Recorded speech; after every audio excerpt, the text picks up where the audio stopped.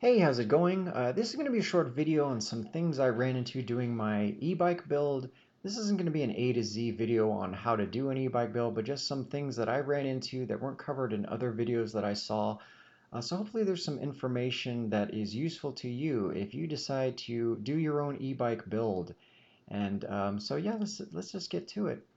I started with a $500 Bikes Direct fat bike. This is a Gravity Monster. I like the color, I like the price. I got it in about a week. I'm happy that I picked this as a base platform for this build. I did buy a complete kit online, so this is the BBSHD mid-drive kit. I was about $1,250 out the door with shipping and tax. The kit uses this robust motor. Some people run 4 or 5 kilowatts through this motor. It's very strong. It's very robust. And I wanted some power for this build because it is a fat bike and I wanted it to, really get up and move. So I picked this motor. The kit comes with everything you need, all of the hardware and sensors to do the install. Um, the the actual brake levers I didn't use because I upgraded to hydraulic brakes, but these sensors come with the kit. My workspace was just a spare bedroom and a bike stand and a towel laid out, and that worked out fairly well. I have all these tools here that I use. I had a lot of these already. I didn't have to go out and buy too many tools. I did end up having to buy, certain bits and pieces from Amazon. Zip ties especially, you'll use quite a bit in this build. And I also recommend these like Velcro zip ties for mocking up your cable routing. I ended up moving things around. These are quite useful there so you're not committing with an actual zip tie. I used some split loom for the cable cleanup. And I did need a torque wrench, which I already had for the disc rotor bolts. You want to make sure those are right.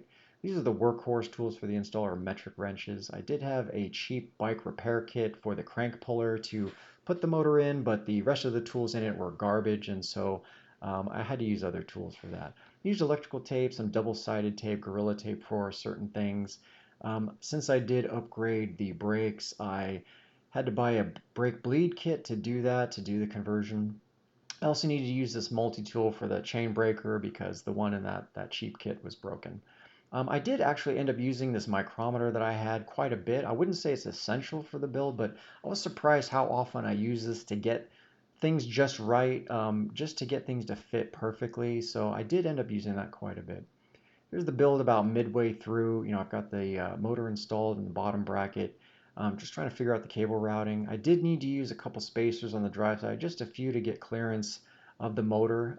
But aside from that, the install went fairly smoothly. This is the rear speed sensor.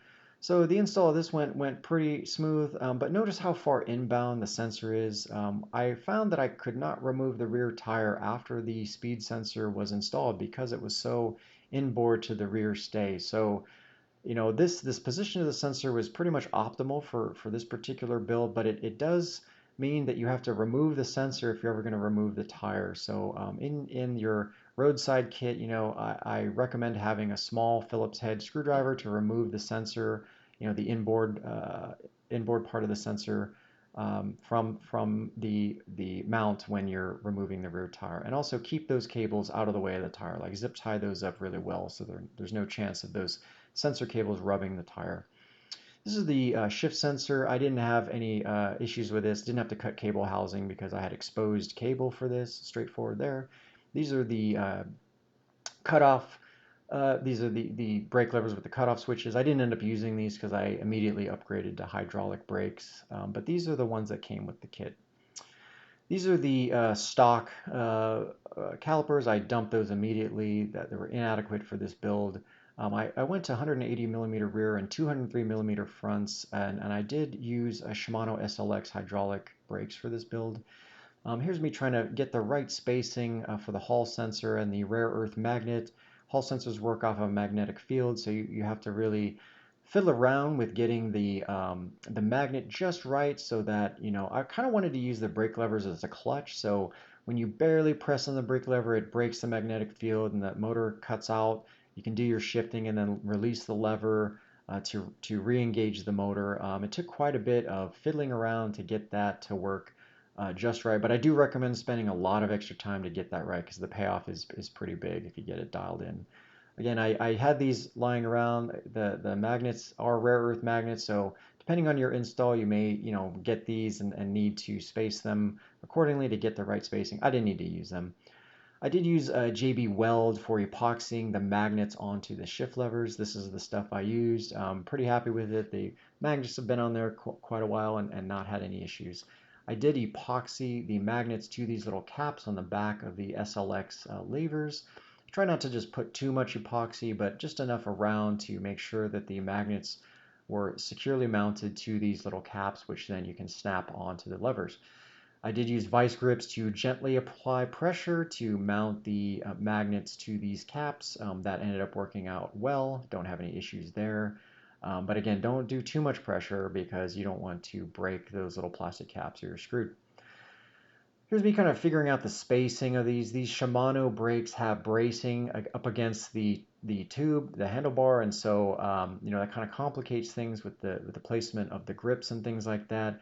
And also, this is kind of standard issue, placement of components when you're building out a bike. So here's me kind of fiddling around with the shifter to make sure I had enough clearance so not to hit the brake levers. But the most important thing by far is that you get your brake levers dialed in. The brakes are the most important thing in my opinion. So make sure the angle is right, that you can reach them with one or two fingers immediately. That is the most important part, is that your brakes are easy to use. I had to Dremel this out. Again, I used hydraulic brakes, so the cables, I needed to route this out so the cables would feed through there. Be careful when you're installing your hydraulic brakes. I kind of mushed up this thing called an olive and I had to run out to a bike shop to get a replacement, so be careful there. Then it was what to do about all the wires and the cabling, and so this took the most amount of time, was figuring this out. I ended up using the split loom wrap. I'm not 100% happy with this, but it's kind of where I'm at with the build now. Inside, those cables are kind of bundled up with electrical tape, and then the split loom wrapping around it and then zip tied in. For the motor, I kind of did the same thing, the split loom, and then zip tied it up to get it out of the way, make sure it's not touching the tire and outside of that area.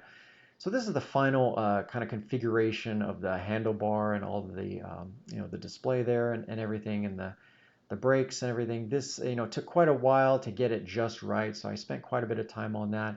These are the front brakes, again, 4-piston calipers in the front, 203 millimeter rotors. I do not regret going big on the brakes, and I recommend you don't either. Here's the rear rack. It's a hollow aluminum tube rack. Fairly decent construction. I did need to do a bit of modification to get this to fit, specifically the spacers, from the rack to the bike. Again, the micrometer came to the rescue here to try to get this just right, and a Dremel tool to cut these spacers to then get a really nice tight custom fit. I didn't want to have to bend the bars too much, and again, here's getting that right spacing. So here's the final install of the rack. The rack's more or less level, a little bit off, but I'm pretty happy with this rack.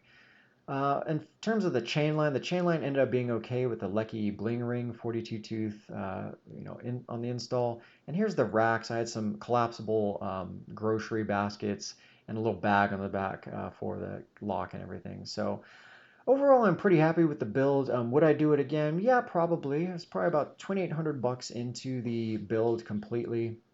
This bike does 35 miles an hour. It cooks. The brakes, I highly recommend, not using the stock cable brakes, but going big on the brakes, right? Because this bike moves. It's once you get up to those kind of speeds, the mid 30s, you need big brakes to stop. But aside from that, this install went forward pretty smoothly, and I highly recommend anyone build their own e-bike if they have a little bit of mechanical aptitude. So yeah, that's pretty much it. So I hope you found some useful information in this, and good luck on your e-bike build.